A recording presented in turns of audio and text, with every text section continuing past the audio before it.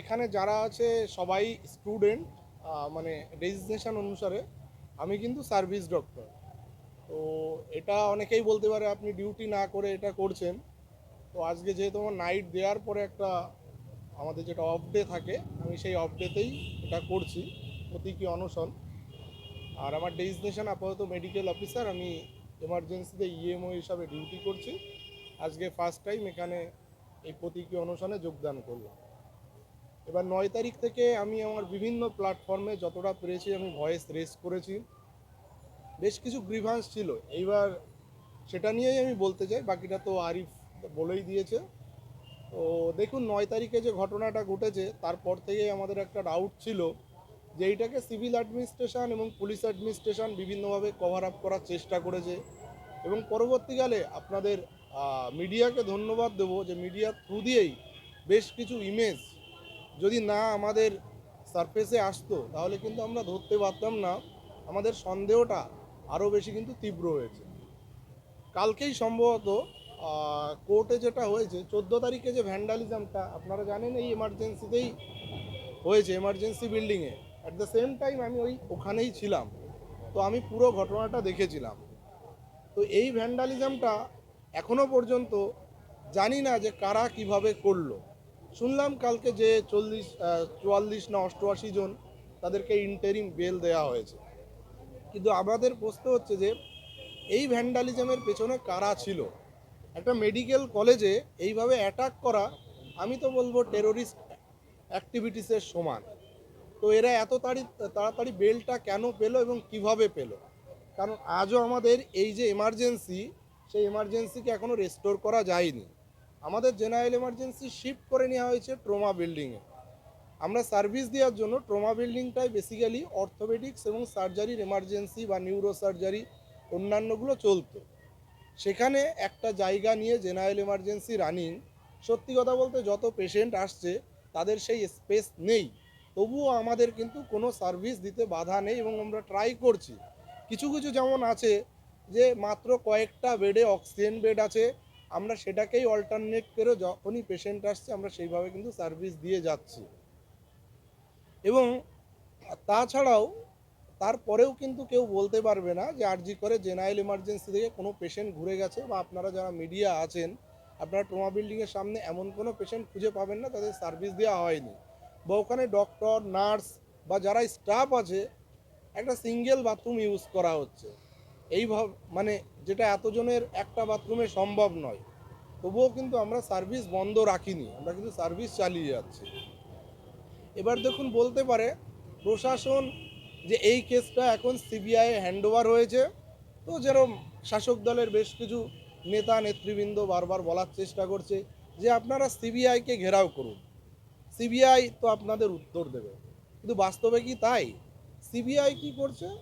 RG Kar medical কলেজে যে মর্মান্তিক রেপ অ্যান্ড মার্ডার কেস হয়েছে তার ইনভেস্টিগেশন করছে, আর হচ্ছে যে ফিনান্সিয়াল ইরেগুলারিটিস হয়েছে সেটার ইনভেস্টিগেশন করছে, যেটা হচ্ছে anti corruption bureau Nizam palace থেকে, আর এদিকে special crime branch CGO complex থেকে rape and murder case investigate করছে।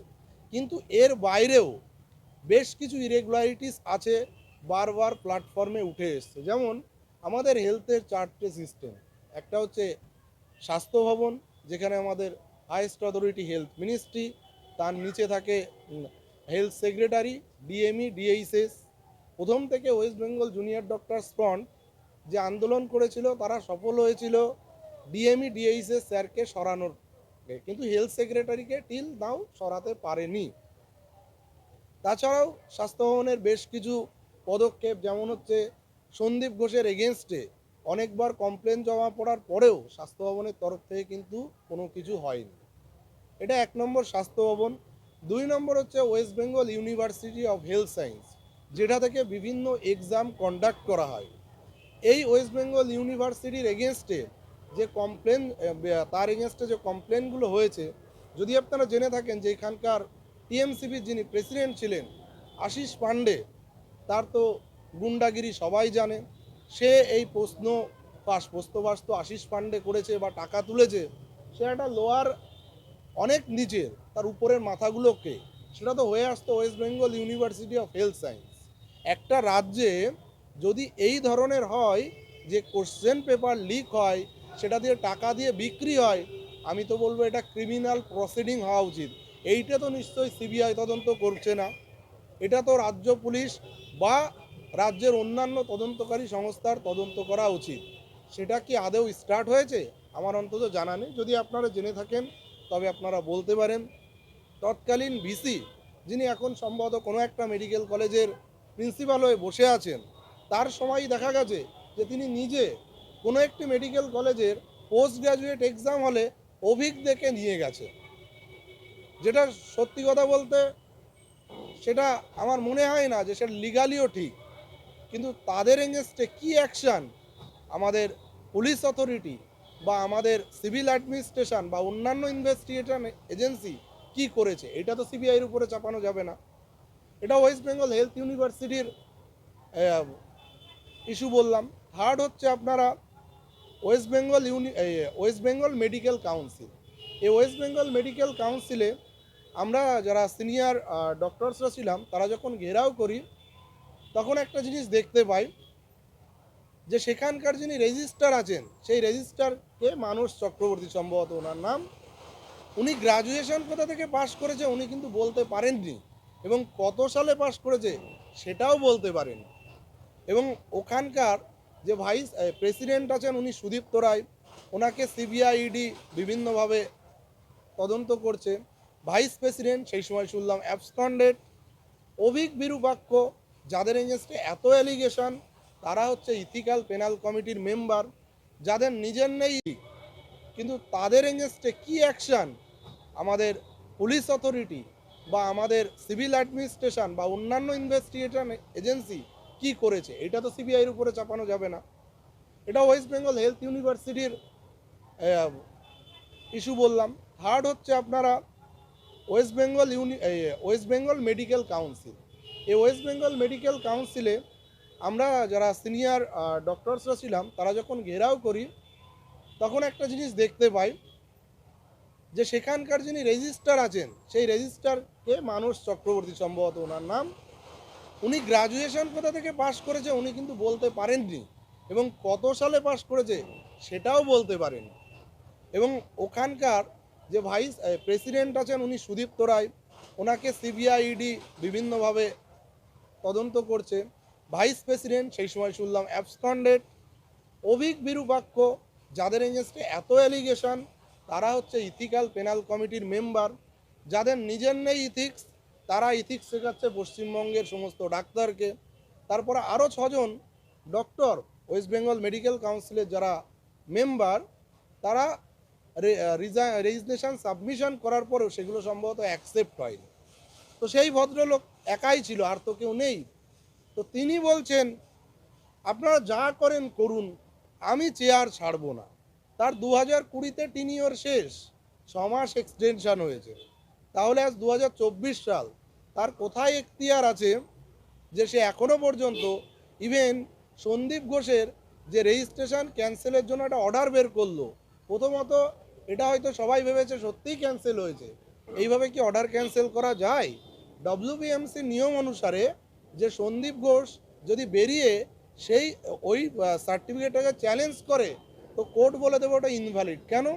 যে সন্দীপ ঘোষ যাই করুক, তার রেজিস্ট্রেশন ক্যান্সেল করতে গেলে ওয়েস্ট বেঙ্গল মেডিকেল কাউন্সিলকে আমি যতদূর জানি তাদেরকে একটা মিটিং ডাকতে হয়, একটা রেজলিউশন পাস করতে হয়, কোন কোন গ্রাউন্ডে সন্দীপ ঘোষের এগেনস্টে কমপ্লেন আছে সেটাকে লিপিবদ্ধ করতে হয়, তারপরে মেজরিটি মেম্বার সম্ভবত 2/3 পাস করার পরে তবেই করা যায়। Without meeting West Bengal medical কাউন্সিলের এক্সিস্টই করছে না, বেশ কিছু মেম্বার নেই, তাহলে কি করে উনি এই অর্ডারটা বের করলেন? বা ধরুন এখন যারা ইন্টার্নশিপ করছে, যদিও এখন সেশন শেষ নয়, তো যদি সেশন শেষ হতো এই টাইমে, তো এদের রেজিস্ট্রেশনটা কে দেবে? বা ধরুন এদের সম্ভবত এপ্রিলে শেষ হতে চলেছে, তো আজকে হচ্ছে অক্টোবর মাস, এরপরে এপ্রিল, এরপরে ওয়েস্ট বেঙ্গল মেডিকেল কাউন্সিল থেকে যে রেজিস্ট্রেশন দেওয়া হয়, এই ইন্টার্নরা কীভাবে রেজিস্ট্রেশন পাবে? দ্বিতীয় কথা, বিভিন্ন ইথিক্স বা পেনাল কমিটি রিলেটেড কোনো ইস্যু ডাক্তারদের যদি হয়, তো সেই ইস্যুটা কে দেখবে? ইথিক্যাল পেনাল কমিটির মেম্বার সম্ভবত বিরূপাক্ষ অভিক, যারা অলরেডি সাসপেন্ডেড। তাহলে এর এগেনস্টে প্রশাসন কি অ্যাকশান নিয়েছে? এখনো পর্যন্ত কিন্তু কোনো অ্যাকশান নেয়নি। তো এই কমিটি এখনো কেন এক্সিস্ট করছে আমরা জানি না। West Bengal health recruitment board, সেখানকারও মাথায় বসে আছেন সুদীপ্ত রায়। আমাদের আরজি করের আরকেএসের চেয়ারম্যানও উনি ছিলেন। ওনার টিনিয়রে থাকাকালীন এই সন্দীপ ঘোষ এবং তার লোকজন এই সমস্ত দুর্নীতি করেছে, অপরাধীর মুক্তাঞ্চল হয়ে উঠেছিল। উনি একমাত্র সন্দীপ ঘোষকে দিনের পর দিন সাপোর্ট করে গেছেন। এখনও উনি হেলথ রিক্রুটমেন্ট বোর্ডে আমি যতদূর জানি আছেন। সেখানেও বিভিন্ন দুর্নীতির কথা প্রকাশ্যে এসছে। বিভিন্ন মেডিকেল কলেজ থেকে বিভিন্ন প্রফেসর বা ডক্টর বিভিন্ন এই যে প্রশ্ন ফাঁস, ট্রান্সফার রিলেটেড অনেক কিছু বলেছে। সেইগুলো নিয়ে আমাদের হায়ার অথরিটি মানে সিভিল অ্যাডমিনিস্ট্রেশন বা পুলিশ অ্যাডমিনিস্ট্রেশন কি করেছে আমরা কিন্তু এখনও ক্লিয়ার নই। তো এই সমস্ত জিনিস ঘটেছে বলেই এখন হয়তো চাপিয়ে দেওয়া হচ্ছে যে এরা অনশন করছে, হাঙ্গার স্ট্রাইক করছে কেন? তদন্ত তো সিবিআইয়ের হাতে। কিন্তু যে 10 দফা দাবি করা হয়েছে সেই দাবিটা কি লিগাল নয়? এই যে বিভিন্ন জায়গায় যে বিভিন্ন সমস্যা লুপহোলসগুলো এখনো হয়ে রয়েছে, সেই লুপহোলসগুলোর এগেনস্টে কিন্তু সেইভাবে কোনো অ্যাকশান আমরা দেখতে পাচ্ছি না। এখন কেউ বলবে অভিক বিরূপাক্ষকে তো সিবিআই ডেকেছে রেপ অ্যান্ড মার্ডার কেসে। অভিক দেখে ক্রাইম প্লেসে দেখা গেছিল, তারা ওই দিন কেন এসেছিল সেই কারণে। কিন্তু ওদের নামে যে ভুরি ভুরি অভিযোগ কিছু অডিওতে দেখা যাচ্ছে বা কিছু স্টুডেন্টও বলছে যে তারা ওয়েস্ট বেঙ্গল মেডিকেল কাউন্সিলের ক্ষমতা দখল করে বিভিন্ন স্টুডেন্টকে বিভিন্ন সময় ভয় দেখিয়েছে। তাহলে তাদের এগেনস্টে কলকাতা পুলিশ বা স্বাস্থ্য ভবন শুধুমাত্র একটা তাদের নামে সাসপেনশন অর্ডার বা কমিটি বানিয়ে ছেড়ে দিল। তারা যে এতদিন ধরে দুর্নীতিগুলো করলো তার এগেনস্টে তো ক্রিমিনাল প্রসিডিং হওয়া উচিত। সেগুলো কি স্টার্ট হয়েছে? এগুলো হয়নি। তো স্বাভাবিকভাবেই আমাদের যারা ডাক্তার রয়েছেন বা জুনিয়র ডক্টর সবারই দেওয়ালে পিঠ ঠেকে গেছে। আর সিনিয়র ডাক্তার হ্যাঁ কাজ করছে বলে তারাও হাঙ্গার স্ট্রাইকে আসতে পারছে না। কিন্তু রিলে অনশন কিন্তু অলরেডি স্টার্ট হয়েছে বিভিন্ন কতজন? আজকে আমরা এখানে 7 জন করছি এবং এটা আস্তে আস্তে কন্টিনিউ হবে। এবং আমাদের কিছু সিনিয়র ডাক্তার দেখবেন যে কালকেও করেছিল ধর্মতলার মঞ্চে, কারণ এখানে যেহেতু এখন সিআইএসএফ সিকিউরিটির আন্ডারে বেশ কিছু কারণে ধর্মতলায় করা হয়েছে। আর একটা জিনিস আমার প্রশ্ন,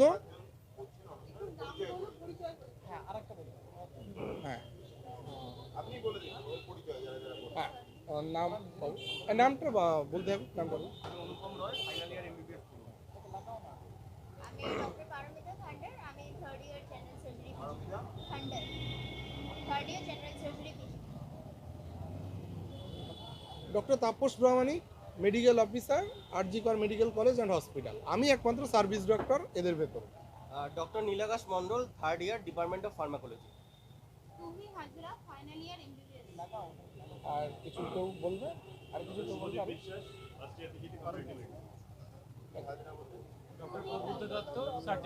আমার নাম আরিফ, আমার নাম এমডি আরিফ আহমেদ লস্কর। নীলাকাশ ঘন্টা 9 AM to 9 PM। Ahmed Laskar. আজকে থেকে আমাদের আরজি করে শুরু হলো, কারণ যেহেতু দেখুন কর্মবিরতি স্টপ হয়ে গেছে, তো সেই ক্ষেত্রে আমাদের এখানে তো ডিউটি করতে হচ্ছে।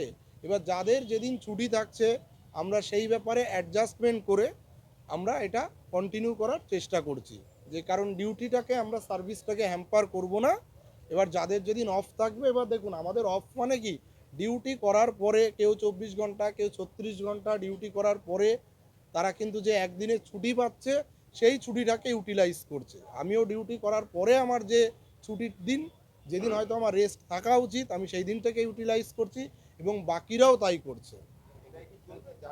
হ্যাঁ একদম, যার যেদিন ছুটি থাকবে তাই, কারণ আমরা ডিউটি বন্ধ করে এটা করতে চাই না। সব থেকে বড় যে জিনিসটা আমরা এই সংখ্যার মধ্য দিয়ে বোঝাতে চাইছি যে আমাদের 7 জন সহযোদ্ধা যারা আমরণ অনশনে ধর্মতলার মঞ্চে অবস্থান করেছে, তাদের শারীরিক অবস্থা কিন্তু যথেষ্ট উদ্বেগজনক অবস্থায় চলে গেছে। এবং আপনারা গতকালকের যদি দেখেন, তাদের ব্লাডের যে সুগার লেভেল ফল করে যাচ্ছে, ইউরিনের মধ্যে কিটোনস চলে আসছে, ব্লাড প্রেশার ফল করে যাচ্ছে। এই 7 জন সহযোদ্ধা এদের শারীরিক অবস্থার যে উদ্বেগজনক অবস্থা থেকে অতি দ্রুত তাদেরকে ফিরিয়ে আনা হয়।